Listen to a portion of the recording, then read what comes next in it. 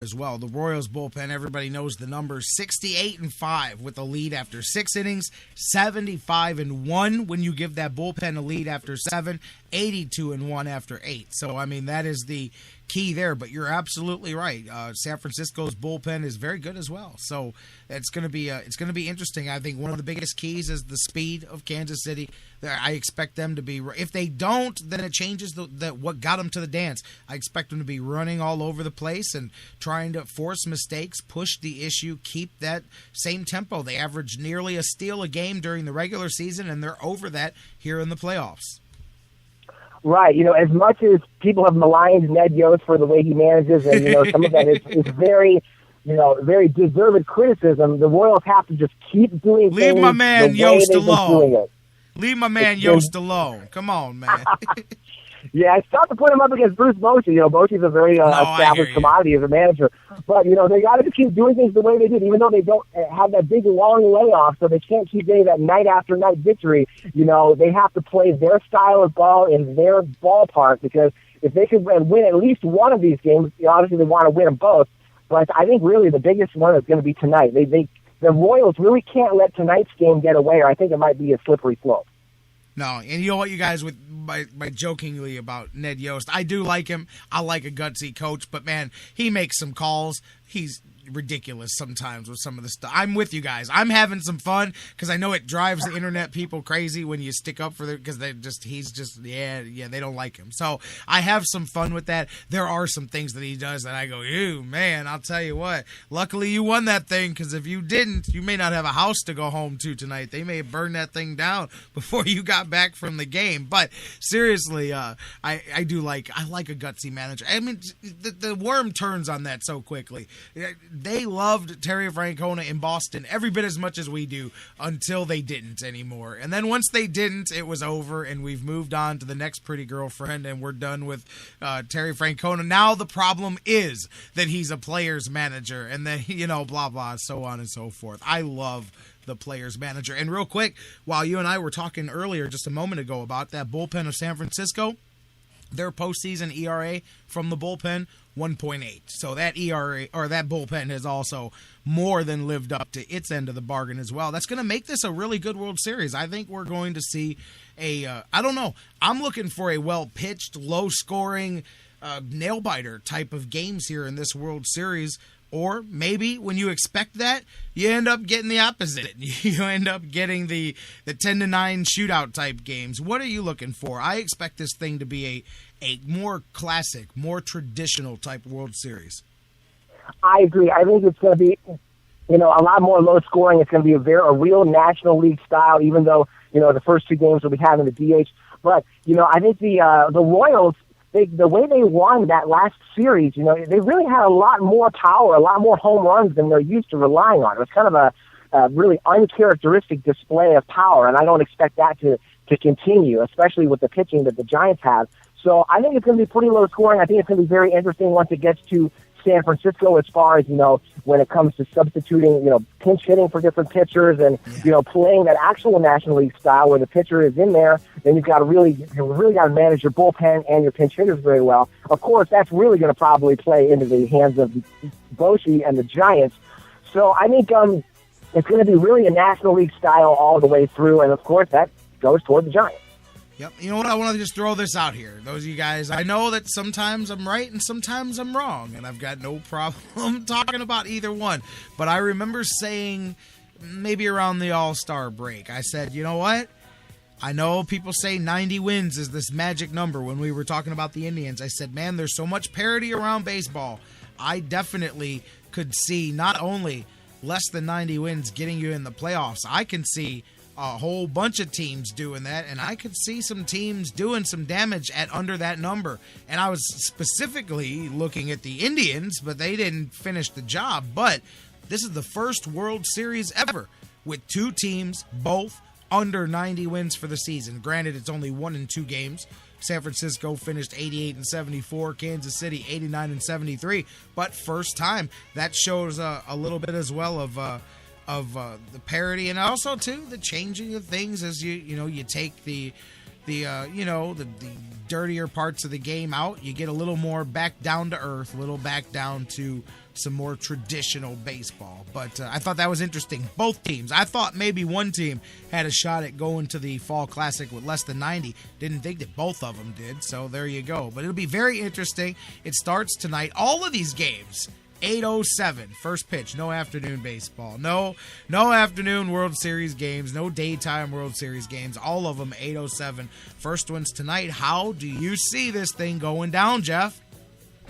Well, I think that the Royals really have their hopes up. They've got pretty much everything pinned on the shoulders of James Shields, and I think he's probably going to do a pretty good job. I think he's not going to be giving up 5 or 6 runs, but I just don't see him outdueling Madison Bumgarner the way he's pitching. So I think it's going to be a pretty decently low-scoring game, but I think that Bumgarner's really going to shut the Royals down. I think that the Giants are going to prevail something like 3-1 or so, and they're going to get. I don't think they're going to sweep the Royals. I think that they're going to split. I think the Royals will probably win tomorrow night. I think they're going to San Francisco with a 1-1 scenario, but I have it going out to about 6 games, but I have the Giants winning it all 4-2. That's my official prediction. Wow, so you think the ride, the magic ends for the Kansas City Royals here. And we're going to go with that every other year thing once again for the Giants. Seems to be working for them. Yeah, oh, absolutely, man. You know, Dan Wismar, that was funny yesterday. He said that was one of the reasons he was against the Giants here was because of the sustained success. And I'm like, isn't that what's messed up in America? You're supposed to work hard and achieve the best at whatever it is that you do. And these San Francisco Giants did that, and for, the last however many years. And it's always whatever teams are successful, whether it's the Patriots, et cetera, and so forth. But then the worm turns, and now it's like, I want to see San Francisco lose because they're there all the time. But 6 years ago, it was like, hey, man, I like San Francisco. They got good pitching. They're plucky, man. They're a good, good old-fashioned baseball team over there. Now, 6 years later, man, I'm tired of the Giants, man. I just want to see somebody else win, man. I'm tired of the Giants and the Cardinals.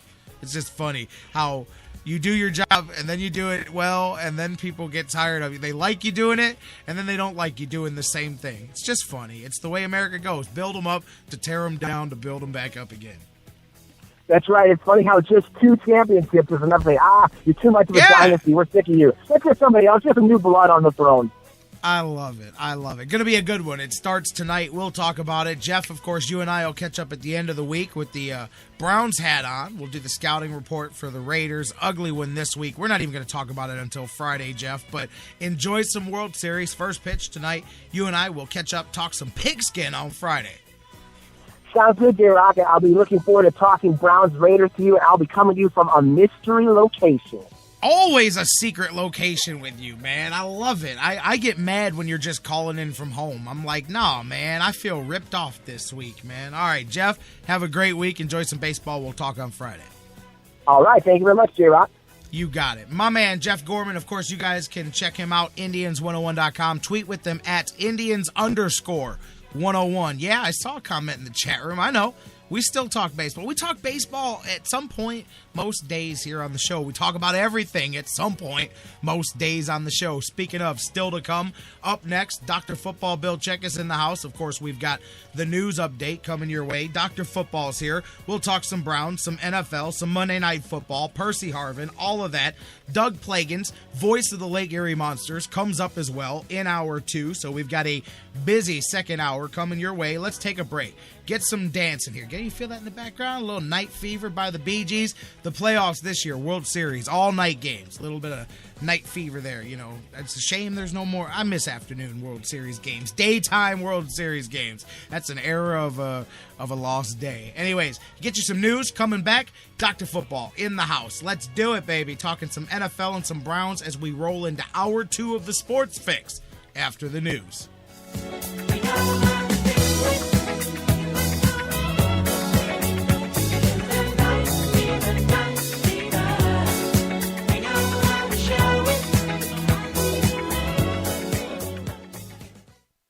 The Sports Fix, your choice for intelligent talk. I'm expecting a very important delivery at the house, so could you please call me if it arrives? I'll give you my cell number. 401-555-1125. 440. No, I was just repeating the 4. 14. 14. 4. Intelligent talk. Okay, 1, 1, 2, 5. 1, 1, 2, 5.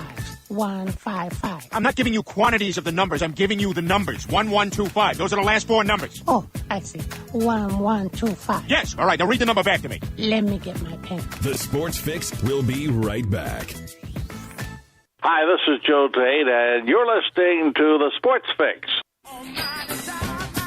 Business owners and professionals, do you want to take your business, your product, your team, your event to the next level? You want to advertise right here with the Sports Fix. Our listeners are among the most loyal listeners, terrestrial or internet. The Sports Fix universe is not only the radio show, but tens of thousands of fans on Facebook and Twitter. Email me, Jerry Myers, thesportsfix@AOL.com. That's thesportsfix@AOL.com. And let me help you swing for the fences and hit it out of the park right here on the Sports Fix. Whether it's an oil change or a new set of tires, Quick Lane at Valley Ford Truck has you covered for your automotive car care needs. They're your neighborhood quick service experts. They also offer a low price tire guarantee. Choose from 13 brands, and if you find the same tires at a lower price within 30 days, Quick Lane at Valley Ford will refund the difference. They're open late Monday through Thursday until 9 p.m. and open early Saturday so you can check it off your to-do list and get on with your day. They also have a newly remodeled service lounge and additional service bay just for Quick Lane oil changes. Quick Lane at Valley Ford Truck is located at 5715 Canal Road, right under the 480 Bridge in Valley View, just down the road from Independence. 5715 Canal Road, right under the 480 Bridge in Valley View, just down the road from Independence. Come see why life is better in the Quick Lane. quicklane.com/Valley Ford Truck. That's quicklane.com/Valley Ford Truck. Portions of the Sports Fix brought to you by Harry Buffalo. Harry Buffalo, join the herd. News break. Good morning, I'm Bob Picozzi. The incident took place on Valentine's Day in 2013. Today, 20 months later, Olympic sprinter Oscar Pistorius was sentenced in a South Africa courtroom to 5 years in prison for shooting to death girlfriend Reva Steenkamp. The International Paralympic Committee immediately banned Pistorius, who is a double amputee, from competing in its events for the duration of his sentence. After the first 22 minutes, they trailed 13-0, but 3 touchdowns in 73 seconds turned the game around rather abruptly for the Steelers. Ben Roethlisberger passed for 2 of those 3 touchdowns in a 30-23 win over the Texans in Monday Night Football. Well, I think we fought through some adversity. We got behind early. We fought back. We did good in the red zone. Our defense played great. And, we still left a lot of plays out there, in my opinion. I got to play a little bit better still, and I think we all do, and we'll make our improvements. The Steelers are now 4-3. 5 wildcard teams have won the World Series. Either the Giants or Royals will become the 6th to do it. They meet tonight in Kansas City in Game 1, 7 Eastern Time on ESPN Radio. Former Hawks center Dikembe Mutombo has met with a group of investors to gauge their interest in submitting a bid to buy the franchise. When you're on the road cheering on your favorite football team, you need a comfortable room to come back to. With nearly 2,000 hotel locations, Hampton has free hot breakfast and free Wi-Fi to help you keep up with your team. Book now at Hampton.com.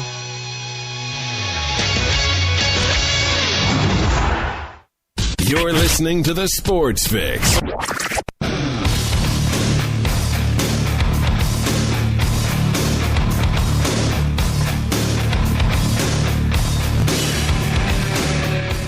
Welcome back to the Sports Fix as we kick off hour 2, numero dos, here on the Sports Fix. J-Rock back with you, getting ready to keep it rolling on the Sports Fix Radio Network. I always get a kick. I get to catch up on messages during the break and stuff that comes in during the show, and I always enjoy when especially brand new people, you can tell.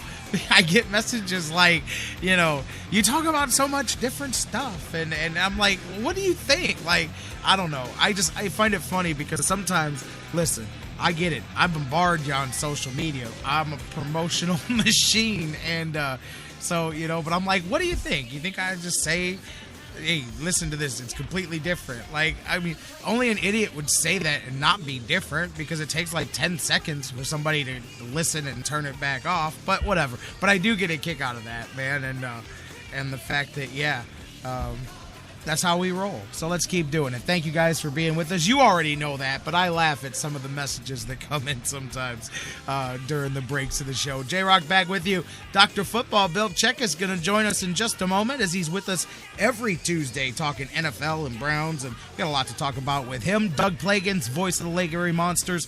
He's on tap